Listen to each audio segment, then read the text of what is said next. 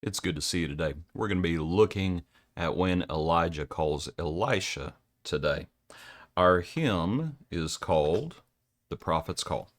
When the old prophetic mantle had upon Elisha fell as he labored in the field behind the plough, and he felt the nations see the truth of God's self. He appeared to shrink the cross as men do now. He at first would kiss his father, and his father bid farewell, but Elijah said that road would lead to death. And when he saw the shrinking woods and many souls to hell, he said, "No, I'll follow God till hate to spread." So he slew and flung his oxen on the splinters of his plough, and made for all his poor friends a feast, leaving not the colts and the shepherds to be tempted back to now. Every bridge is burned as that the life has ceased. Power to heal a leper, power to raise the dead, power to fill the empty pots with oil is waiting for the worker who in Jesus' steps will tread and leave his life of ease for one of toil.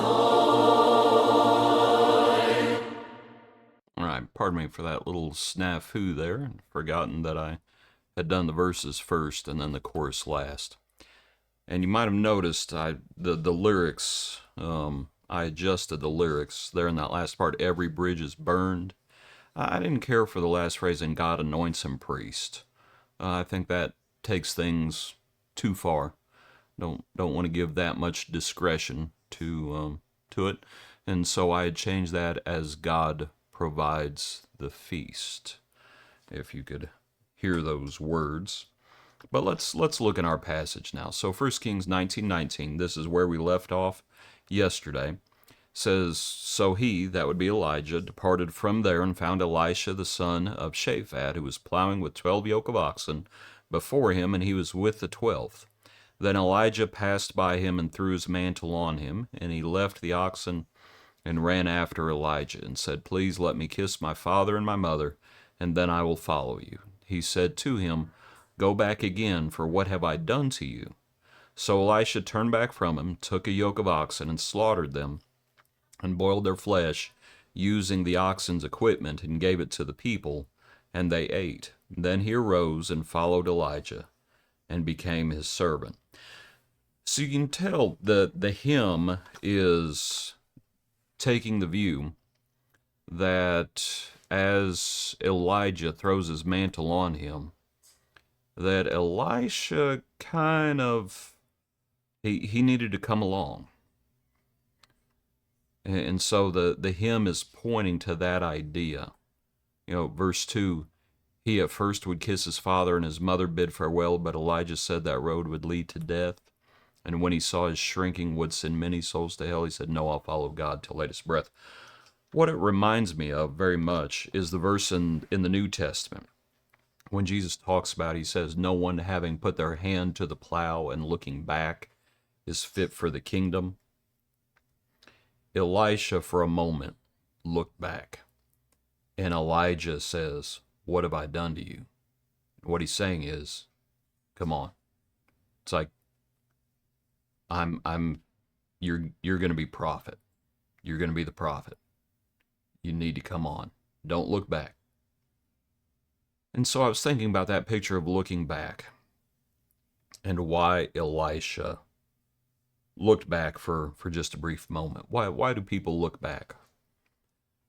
Well, one thing we might think about is family. And what it is looking back and not. Oh, I was also thinking of Lot's wife. She's another looker backer, as it is, to use that, pardon that phrase, but that's what she did.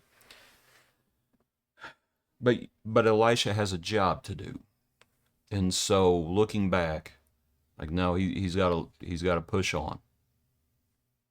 But family is a strong draw, and that's what he says.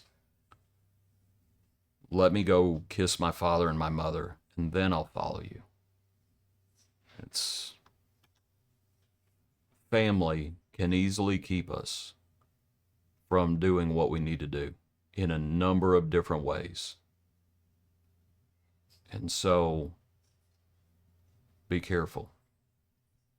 You got to make sure that we're not putting family first.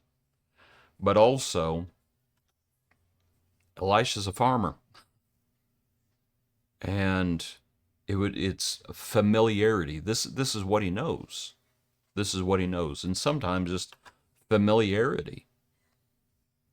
You know, familiarity keeps us from pushing out into the unknown. I mean, we know what Elisha's going to do. The hymn talks about it. You know, the oil, Naaman, all those things. It's like, you think he's done those things before? No. That's a whole new world. Being a prophet of God. And sometimes we are more comfortable with what we're familiar with. We're always more comfortable with what we're familiar with.